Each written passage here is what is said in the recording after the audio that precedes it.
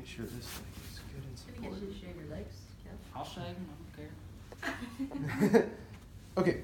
And can you scoot up just a little bit? Perfect. Thank you. Okay. So, and apologies, I just washed my hands, so they're nice and chilly. But just one thing I want to show you guys in terms of positioning. When a person is supine and you press on the calves, right, you're pressing into the back of the bones.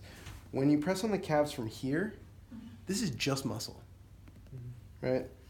There's the fibula, there's the tibia, or sorry, there's the fibula, there's the tibia. I can go right into muscle, which means I can usually get a lot more pressure without causing bone discomfort for sure. So just to share with you one of my personal favorite techniques that is like amazingly effective at getting super tight calves to release. If I get up on the table, I can take my shin and put it right into his calf. How's that pressure? It's fine right now. Would more be okay?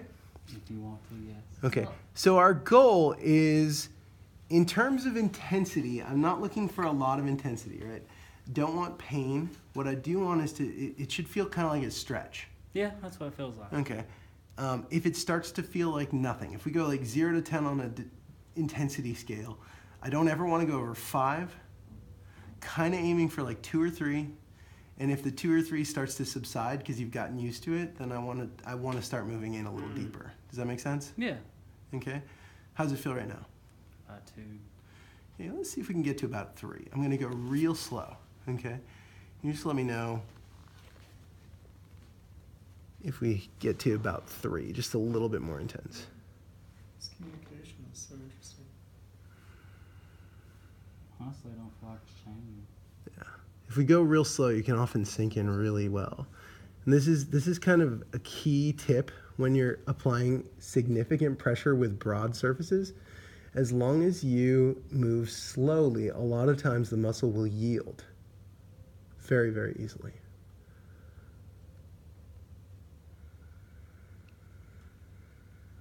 Still okay? I'm good. All right. I don't even feel it hardly. Oh, okay.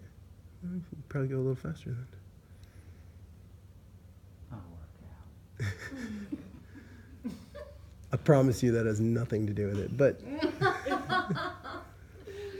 Oh, that's about a 3 right there. okay, good. Just for that comment. Anybody, I'm gonna give it to you. And you let me know if it feels like it starts to subside. And our goal here, as far as intensity goes, what we're trying to do is make the brain aware of this muscle, especially muscles that have been holding excess tension for a long time, not consciously. Sometimes you just have to make the brain realize, oh, that's tight. I should let go. Okay? You cannot accomplish that by doing anything that is extreme. Extreme pressure, that whole no pain, no gain, just like go for it because you want to get it done, will not cause that muscle to let go. It will cause that muscle to guard itself. Okay, so anything you're doing that's causing a lot of intensity, unless it is intensely good, unless the sensation just feels so freaking wonderful, you just want more pressure, intensity is bad. Okay, there are other schools of thought in the world of pressure. I have occasionally benefited from somebody going what I felt like was too much pressure, but 9 times out of 10, I've just ended up sore with a little bit less benefit than if they'd just been gentler. I don't feel it no more. Awesome. So we're going to go a little deeper. I didn't want to interrupt you. No, that's totally fair. You're receiving the work is important. So this whole time you've been Okay. progressively. About 3 right there. Yeah, I would say we've probably got about, I don't know, I bet that's about 80 pounds of pressure. He's coming to get me. Yeah, sorry about that. First, is this like, is this your warm-up? what's Like, the what's the- So here's the thing. where was your like assessment? When you get into broad pressure, kneeling, sitting on people, you're going to find that the warm-up is a lot less necessary. I don't feel it no more. Awesome. Do you have your whole shin on him? I can only see your knee. Yeah, pretty much. I'd say about maybe 2/3 of the way down. So it's not completely flat on the calf. And what we're targeting here, probably more than anything else, is soleus at the moment.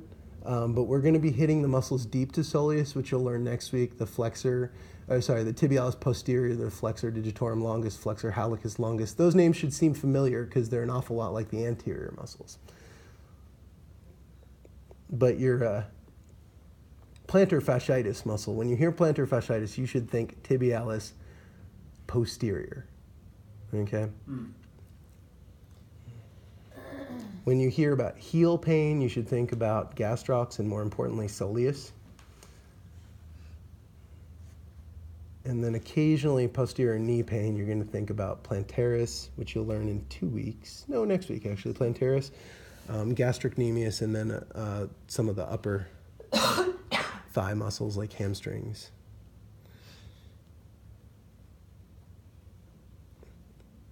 How's that pressure? We're still good? Yeah, we're great. Yeah. So we've just gradually been increasing the pressure the whole time. Pausing when he tells me we kind of get to a limit. So I'm going to ease off because that could go on for quite a while. The thing about the calves is they... Oh, wow. Oh yeah, the gene imprint. A lot of times I'll just throw a sheet over before I'll do this, especially if I happen to be wearing shorts. But so can you feel a difference between this calf and this calf right now if you move your ankles around? No. Okay. That's all right. So next week when we get into the tibialis posterior muscles, all of those muscles, the flexor digitorum, flexor hallucis muscles, they're going to be deep posterior to the tibia. So there's the tibia.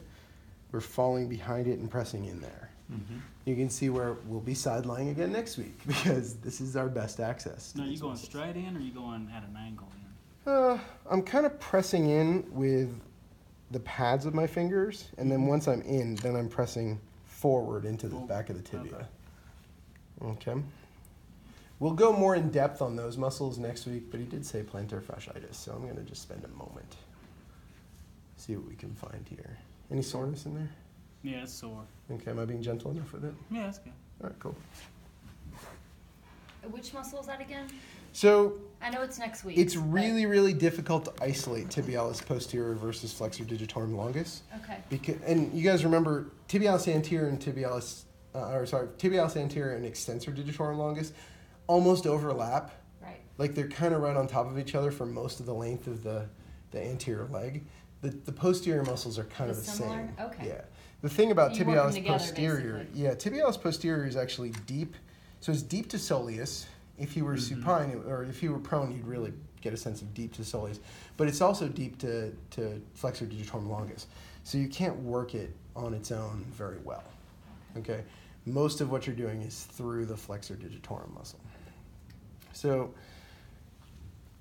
the good news about broad compression, like what I was doing before, is it tends to warm up the deeper tissue as well. Mm-hmm. Okay, so I've kind of cheated the NMT warm-ups by doing that. That being said, you definitely can do a bunch of Swedish work and warm it up, and you can do the skin rolling or any kind of fascial stretching. You can do that before you get into it, but a lot of times, I've got 5 minutes at the end of the session where they're like, hey, can you do something about my ankle?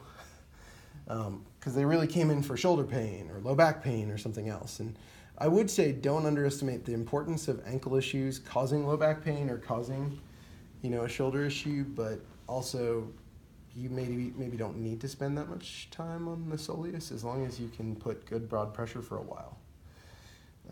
That does tend to loosen things up pretty well. Okay. So all that being said, that's all muscles we're not covering this week. So I'm not going to spend a ton of time on those.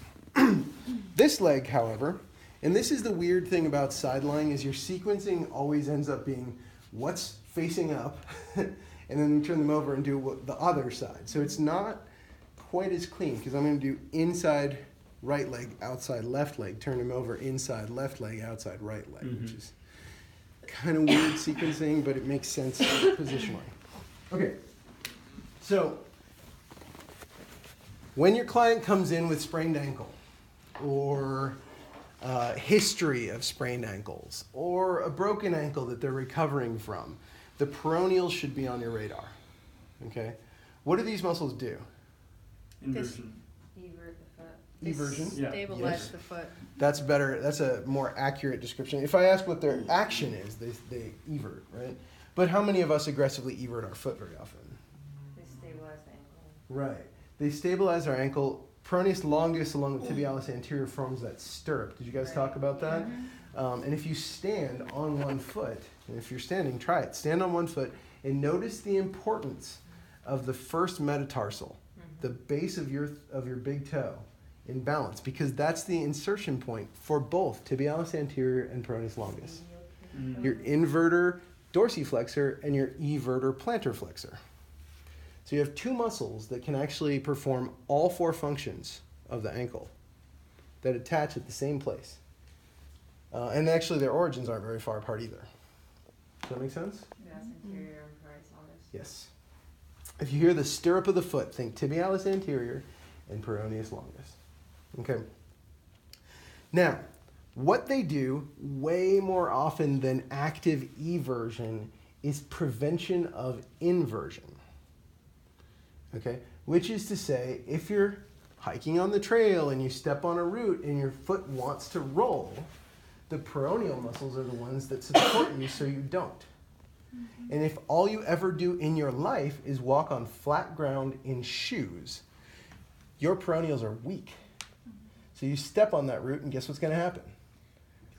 Aggressive, violent inversion, which will cause damage to the ligaments on the lateral aspect of your foot and the anterior aspect of your foot, and it's going to cause your peroneal muscles to wig the F out for the next 6 weeks. Okay? If you're lucky, and if you're unlucky, they'll stay wigged out for years. Okay? So what ends up happening is if now they're holding tension to protect your ankle all the time, when you step, every time you step, they are plantar flexors, right? But while they plantar flex, they evert. So they would naturally try to make you supinate your foot. Or I'm sorry, pronate your foot. To turn your foot outward as you plantar flex, which is going to put you toeing off on your big toe. Okay? Toeing off on your big toe all the time will also mess up your ankle. It'll mess up your foot. In fact, what it'll do is because now you're toeing off on your big toe all the time, it's going to try to grow an extra big toe on the outside of your big toe called a bunion. Okay? That is not the only way to do that. If your legs are both laterally flexed, and if you walk around, go to the mall sometime, you'll see people walk around like this. You're going to toe off on your big toes too, right? So when you see the bunion, don't always think peroneals. Definitely ask, like, could this be peroneals? But if you also see when they lie on their back, their feet both like flop out to the side, think hips. The bunion could be caused by the hips. Does that make sense? Okay. Now, all that being said, I'm doing a lot of warm-up because there's only so much you can really do for the peroneals.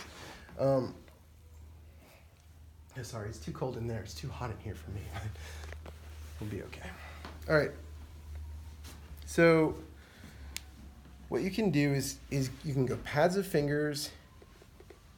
Oh, thank you. Would you mind? Thank you so much. I've gotten really good at this number. The few times I've had to massage in rooms that were too warm. In the sun. Yeah, like Yeah. the I was sun gonna is say, you're right. Yeah, that's unfortunate. It's not even hitting him. It's just It's the making the others. video look like a beautiful Renaissance painting, but That was my plan. That's why we did this. And that's why we chose his legs too. So you've done. So you're doing some like broad stripping kind of thing. So all I'm doing is just straight up compression. Okay? Yeah. One of your major strokes in the world of NMT, which is not one of the sweetest strokes, is compression. Okay?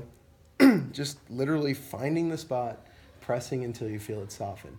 Now, there's two things I'm trying to do here. One, if there's any kind of adhesion, if there's any tissue, little strips of fiber in the muscle that are actually stuck together, if the muscles are stuck to bone or other muscles, which does happen, the fascia that wraps the muscles is very much like cellophane or cling wrap. And if it doesn't move relative to another muscle for too long, it will get stuck. like cling wrap to another piece of cling wrap, okay? And sometimes just pushing those muscles apart can resolve that issue. Okay, the other thing I'm trying to do, in addition to breaking up any kind of tissue, is I'm bringing awareness to him about this muscle. Okay, if there's some sort of tension in this muscle, if there's any kind of discomfort, I'm trying to press it enough that he knows I'm talking to it, but not enough that it feels like it has to protect itself. Okay, and waiting for it to let go. Now that let go could be in the muscle itself. There are things called Golgi tendon organs that notice, they're stretch receptors, and they notice tension on the muscle that is safe but wouldn't be safe if you just kept it, so they tell the muscle to release. That's one. You could actually get the Golgi tendon bodies to do the trick.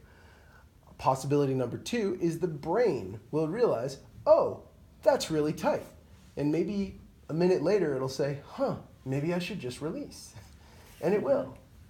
And I've definitely noticed with deep work on muscles that have been holding tension on me, I've noticed that after a while of bringing attention to that muscle, it becomes somewhat intuitive to relax that muscle, even though it was not intuitive. In fact, I probably didn't even know it was tight until somebody started pressing on it. Okay, so that's part of what we're doing. It's kind of like a low-grade stretch that's more about body awareness than it is about, trying to pull the muscle apart. So you're providing the body a form of feedback when it's become like acclimatized to the sensation of it being tight. So Yep.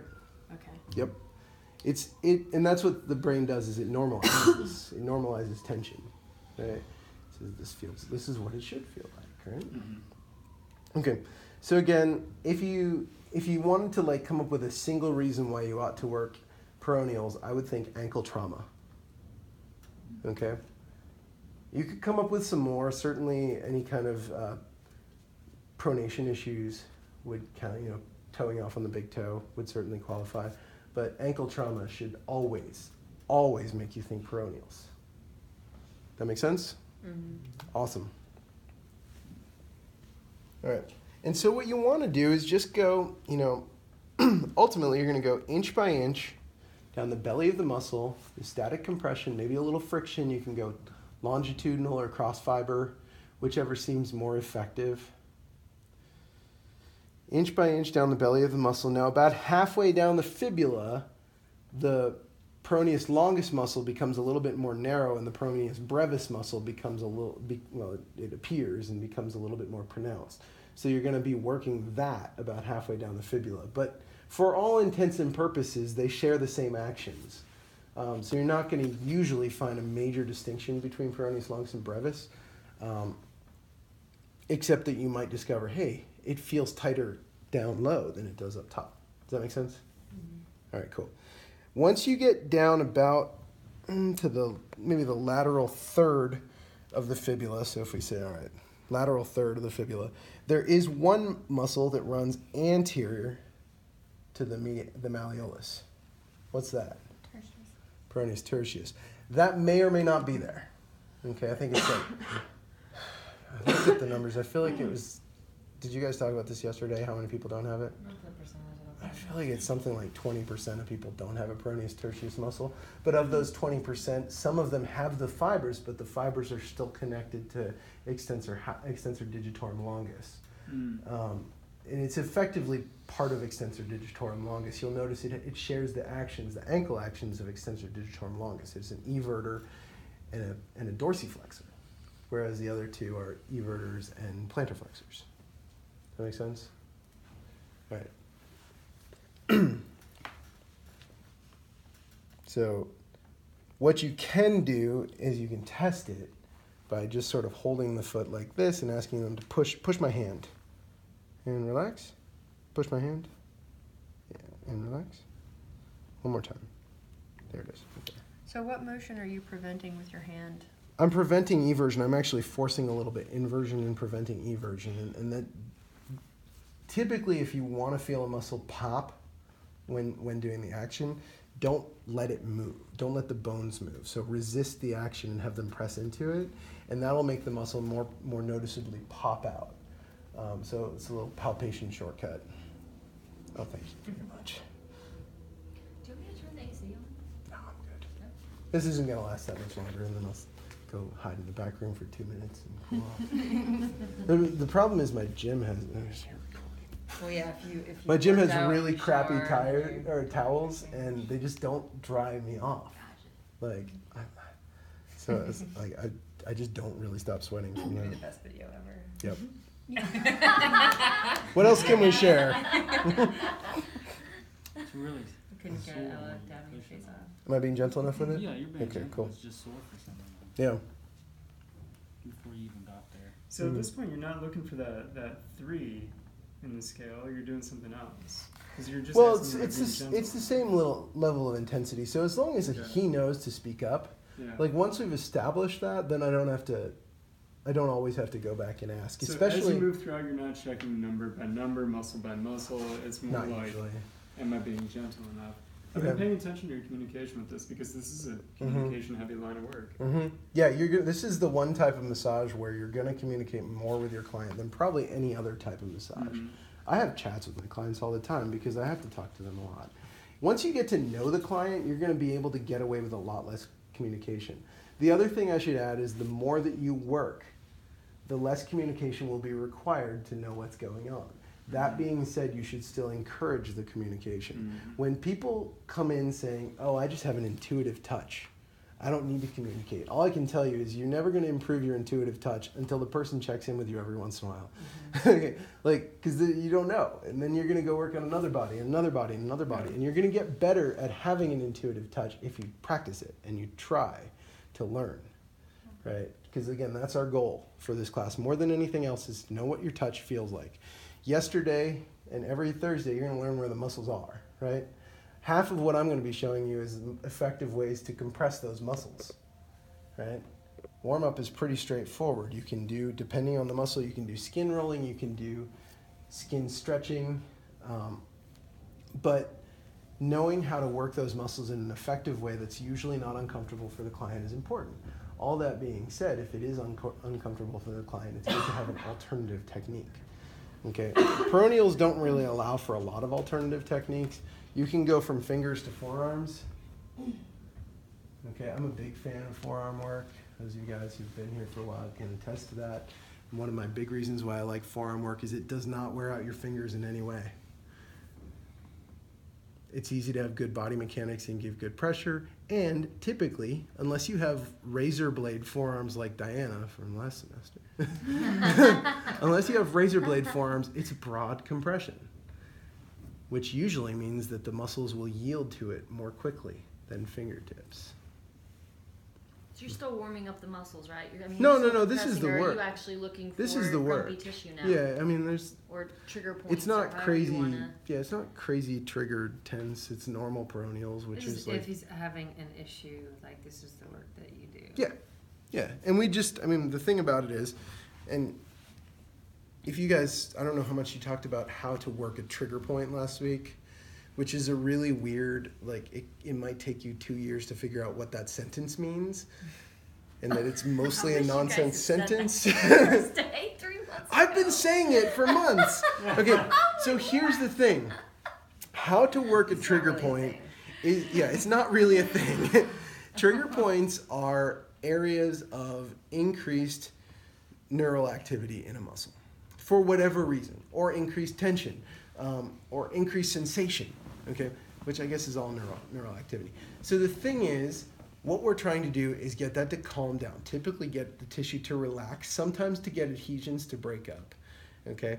But because sometimes they are adhesions or contracted tissue, it feels like there's a lump in the muscle or the muscle is tensed, okay? That's where we get the term knot, which is not actually a thing, okay? The muscle's not like, it's not tied up, it's just, and more often than not, when somebody says, I have a knot, and you'll feel it when you work on my back, what they actually have is a muscle that overlaps another muscle like that. And you feel the one muscle going over the other muscle, creating a palpable lump in one spot, which will never, ever, ever go away.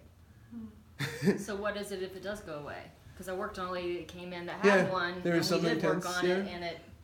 Yep, well then So it was that just probably about- adhesion, it was probably a muscle that was tense, Okay. one or the other. But if overlapping fibers are stuck to one another, It's then you can certainly soften that area up. But the reality is there's still going to be muscle overlapping another muscle, right? John knows you're working the muscle, the belly of the muscle Mhm. primarily. Do you go to attachments and when and why? Well, so the thing about the peroneals is the belly is the attachment. Okay. It's this sort of pennate muscle that attaches all through here, and then the brevis muscle attaches all through here along the lateral fibula. And you guys know peroneal means fibularis and fibularis means Yeah. peroneal, and it's a stupid overlapping muscle names. Fibularis is intuitive, at least you know where the muscle is. Don't forget that muscle still exists with the name fibularis. Peroneal is the one that is less intuitive about the location, and so I tend to use that name more. But the belly is the attachment in this case. As far as insertion points go, you can't really isolate the insertion points on these. If you look at the anatomy of the foot, adding in the ligaments and the tendons and the aponeurosis on the bottom of the foot, you're going to realize it is near impossible to actually get at that in any precise or specific way. Okay, which is to say that when you're done with this, you probably ought to do a foot massage. Does that make sense? And just soften everything up. Okay. All that being said, all right, we talked about we talked about soleus more. Gastroc, you can do, pinch compression. Actually, gastroc probably is just as good supine as it is side lying.